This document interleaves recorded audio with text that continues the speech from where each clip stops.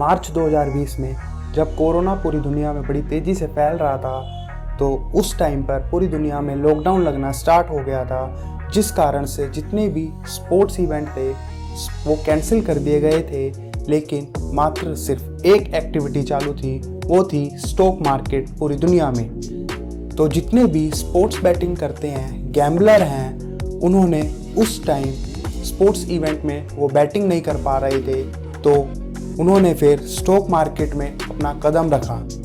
Stock market को जो वो पहले समझते थे कि स्टॉक मार्केट भी एक जस्ट गैम्बलिंग है, तो उन्होंने जाना समझा कि स्टॉक मार्केट एक गैम्बलिंग नहीं है, it is just a pure business. जब उन्होंने उसमें एंट्री करी, ट्रेड करा, पोजीशन ली, तो उन्होंने समझा कि इट इज़ जस्ट कह सकते हैं एक एथिकल गैम। तो आज हम उसी पर डिस्कस करने वाले हैं, sports betting versus stock market. एक स्पोर्ट्स में बैटिंग करना और स्टॉक मार्केट में ट्रेड करना, क्या ये दोनों गैम्बलिंग है या क्या डिफरेंस है इन दोनों में।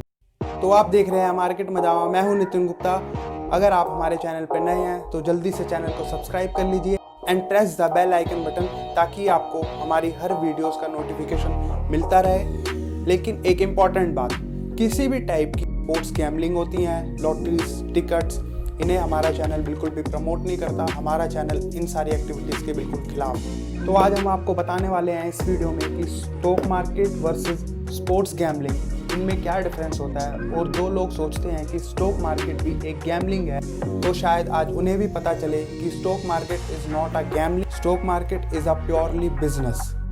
डिफरेंस नंबर 1, स्पोर्ट्स बैटिंग में आपको काफ़ी जो आउटकम होता है वो क्लियर होता है, क्योंकि अगर आपने बैट करी है, या तो आप पोजीशन लूज करोगे या पोजीशन विन करोगे। लेकिन स्टॉक मार्केट में बिल्कुल उल्टा होता है, वहाँ पे आउटकम क्लियरली डिफाइंड नहीं होता, फेयर नहीं होता कि आप पोजीशन उसमें विन करोगे या लूज़ करोगे, या कुछ नहीं पता क्या हो सकता है। जैसे सपोज मैं एग्जांपल देता हूँ, आपने एक कंपनी के क्वार्टरली रिजल्ट्स आप एक्सपेक्ट कर रहे हो कि अच्छे आएंगे, और वो आपके अकॉर्डिंग एस्टिमेट्स जो होता है वो बीट करता है, रिज़ल्ट काफ़ी अच्छे आते हैं, लेकिन आपका जो स्टॉक है वो फिर भी नीचे ही ट्रेड कर रहा होता है, वो आपको प्रॉफिट नहीं देता। तो उस कारण से ट्रेडर्स को, इन्वेस्टर्स को काफ़ी फ्रस्ट्रेशन से गुजरना पड़ता है एक स्टॉक मार्केट में। ये डिफरेंस होता है sports betting versus stock market, पहला डिफरेंस।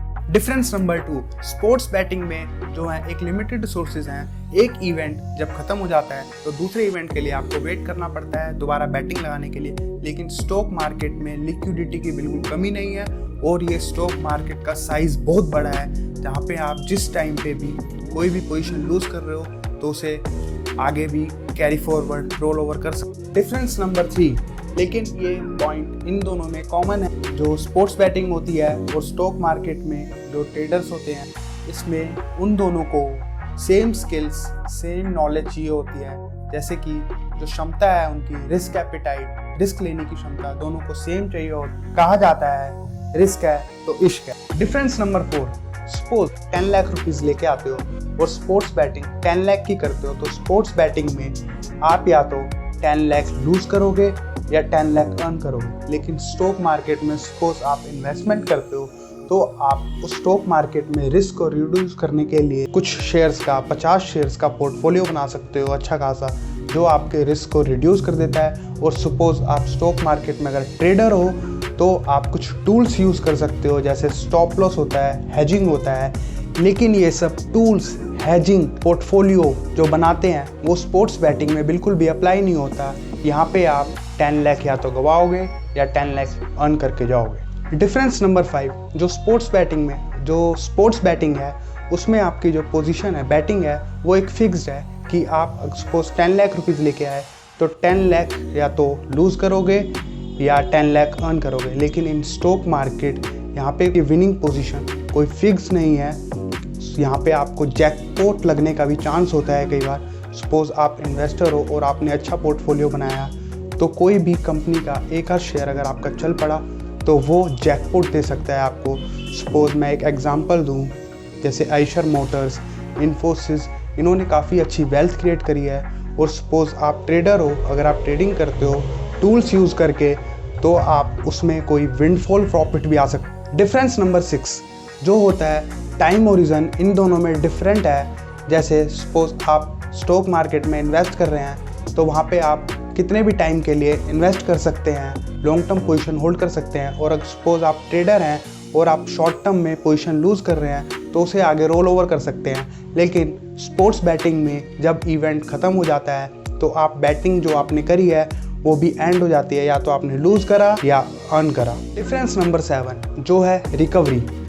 2007 में जिस स्टॉक मार्केट में इन्वेस्टर्स ने, ट्रेडर्स ने अगर ट्रेड करा, इन्वेस्ट करा, पीक पर जब मार्केट थी, तो 2008 में मंदी आने के बाद उनकी जो इन्वेस्टमेंट थी वो रिकवर हो पाई 2013 में जाके।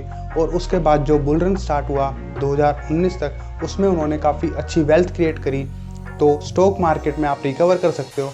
और अगर मैं स्पोर्ट्स बैटिंग की बात करूं, वहाँ पे अगर सपोज आपने लास्ट ओवर की लास्ट बॉल पे बैट करा कि इस पर 6 जाएगा और आपके अगेंस्ट होता है, आप वहाँ पे पोजीशन अपनी पूरी लूज़ कर जाते हो, एंटायर पोजीशन, तो आपके वहाँ पे रिकवरी के चांसेस नहीं होते, वहाँ इम्पॉसिबल है।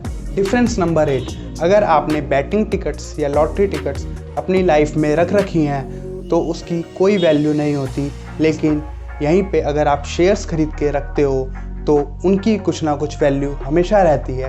वो ज़िंदगी के साथ भी रहती है और ज़िंदगी के बाद भी रहती है। डिफरेंस नंबर 9, स्पोर्ट्स बैटिंग में आपको कुछ इन्फॉर्मेशन चाहिए होती है, जैसे स्पोर्ट्स प्लेयर के बारे में या स्पोर्ट्स टीम के बारे में कि विराट कोहली की क्षमता क्या है, वो कैसा प्लेयर है। लेकिन स्टॉक मार्केट में आपको इन्वेस्ट करने के लिए एक कंपनी के बारे में जानना पड़ता है, उसकी मैनेजमेंट कैसी है, कहीं कोई कॉर्पोरेट गवर्नेंस इशू तो नहीं है।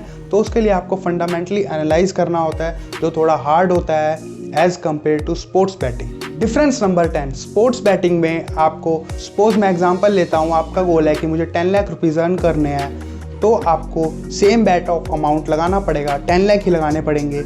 लेकिन स्टॉक मार्केट में अगर आप, एक मेरा गोल है 10 लाख रुपीज़ अर्न करने का, तो ज़रूरी नहीं कि आपको same bat, same amount of money invest करनी पड़ेगी 10 लाख रुपीज़, तब आपके 10 लाख रुपीज़ बनेंगे। मतलब 100% ऑफ कॉस्ट आपको इन्वेस्ट करनी पड़ेगी स्टॉक मार्केट में। यहाँ पे आप 50,000, 1 लाख रुपीज़ इन्वेस्ट करेंगे और आपकी वेल्थ क्रिएट होगी जो 10 लाख तक आपका गोल अचीव करेगी। Difference number 11, exit on your choice. Sports batting में अगर आपने सपोज एक बैट ले ली और आप उसमें कंफर्टेबल फील नहीं कर पा रहे हो, तो आप उससे बाहर नहीं आ सकते, क्योंकि अब आपने वो बैटिंग लगा दी है। अब आपकी वो किस्मत पे डिपेंड होगा कि आप पोजीशन लूज़ करोगे या हारोगे। लेकिन स्टॉक मार्केट में अगर आप ट्रेड करते हो, इन्वेस्ट करते हो और आप उसमें कंफर्टेबल फील नहीं करते उस शेयर में, तो आप उसी टाइम एग्जिट कर सकते हो। तो ये वाला डिफरेंस है इसमें कि आप एग्जिट अपनी चॉइस पे बाहर निकल सकते हो। तो ये तो हो गई डिफरेंसेस की बात।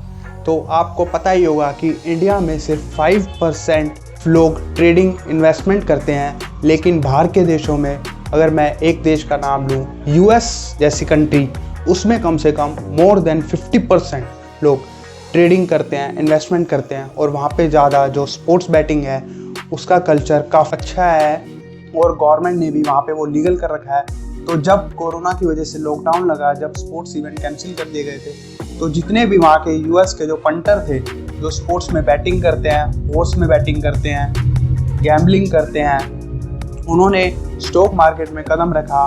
लेकिन उनके पास एक बड़ा एडवांटेज था पहले से ही, रिस्क एपिटाइट का, जो वो रिस्क लेने की क्षमता थी उनके पास पहले से ही थी।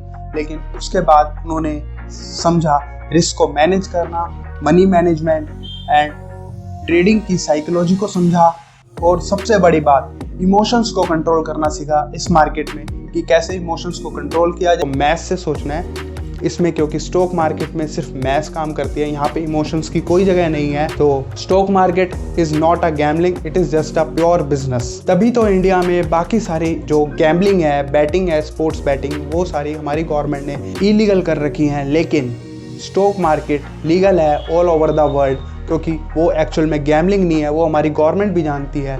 ये it is just a pure business. लेकिन एक आम आदमी इसे सट्टा बाजारी समझता है कि ये भी एक गैम्बलिंग है, इसीलिए वो रिस्क नहीं लेना चाहता। तो यह वीडियो बनाने का मेरा यही मकसद था। जो लोग सोचते हैं कि स्टॉक मार्केट एक गैम्बलिंग है, तो शायद उनके डाउट्स क्लियर हुए होंगे। अगर आपको यह वीडियो पसंद आया है तो लाइक एंड शेयर करना ना भूलें। और अगर आपके इस वीडियो से रिलेटेड कोई भी डाउट्स हैं तो आप कमेंट बॉक्स में हमें कमेंट करके बता सकते हैं। Thanks for watching.